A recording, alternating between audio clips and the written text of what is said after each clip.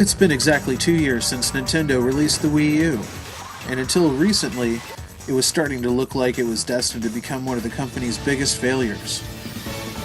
Along comes Super Smash Bros. For the Wii U, a title that not only justifies the existence of the console, but reaffirms Nintendo's dedication to their audience. This shouldn't come as too much of a surprise. The recently released Super Smash Bros. For the Nintendo 3DS was a phenomenal installment in the franchise, especially surprising due to it being a handheld game. Both games share a baseline amount of content and features, but the 3DS title effectively serves as a companion app to the Wii U's version, allowing players to trade custom fighters and use the handheld as another controller option. In fact, let's take a moment to discuss the wide array of controller options made available, because it's pretty crazy. Obviously, the standard Wii U gamepad and Wii Remote, with or without the nunchuck or Wii Classic controller options, are a given, but throw in a GameCube controller adapter with slots for up to 4 controllers, and you can dust off your Wavebird or stock Purple Cube controller lying around in your closet and bring it like it's 2001 all over again. Then again, if you've gotten really good at the 3DS version of the game and find it hard to go back to a more standard controller style, you can always connect your Smash Bros. Enabled 3DS to your Wii U and use the handheld as a controller. If there's one thing the Smash Bros. Series has always excelled at, it's character variety. The Wii U gets the same set of stock characters and variants as the 3DS version, as well as the capability to build a fighter based on your means. In fact, you can even transfer your customized Mii characters between the two platforms. Each character looks great in high definition, and the variety in movesets and gameplay styles is excellent. Launching with Super Smash Bros. Is Nintendo's line of NFC interactive figurines called Amiibos.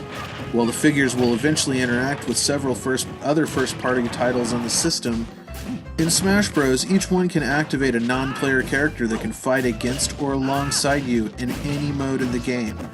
All you do is simply touch the base of the figure to the gamepad on the character select screen, and you're good to go. Standard game NPCs have a maximum level difficulty selection of 9, but Amiibo fighters can go all the way up to level 50, creating worthwhile opponents for even the best players. That progress is even saved in the chip on the base of the figure, so you can take it over to a buddy's house and watch as he gets smacked down by your level 50 Mario. There's a great balance of totally new levels with levels from previous titles, adding just the right amount of nostalgia to satisfy longtime Smash fans. Among the more memorable new ones are the Great Cave Offensive, the biggest Smash Bros. Level to date. All of the levels have a ton of stuff going on in the background and in the periphery, each adhering to the theme of the games they were derived from. Returning levels from previous versions of Super Smash Bros. Look better than ever, and were obviously rebuilt to take advantage of the HD graphics. Smash Bros. For the Wii U boasts an impressive amount of new and returning game types for both solo and group play. Classic Mode is a solo game type that gives players the choice who to battle, as opposed to navigating through a maze like in previous installments. All-Star Mode is different as well, having players battle fighters in the reverse chronological order that they debuted. All of these features add up to nothing less than a fantastic sequel to one of Nintendo's most beloved franchises, but there is one feature that takes the game to another level, and the fighting game genre into new territory: 8-player Smash.